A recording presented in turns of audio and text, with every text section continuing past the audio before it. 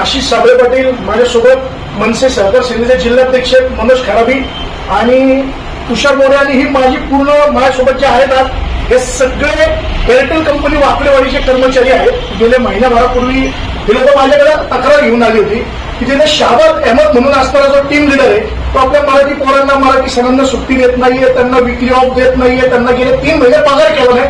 फ्लोअरवर हिंदीच बोलायचं, त्याला मराठीची काय अलर्जी माहित नाही.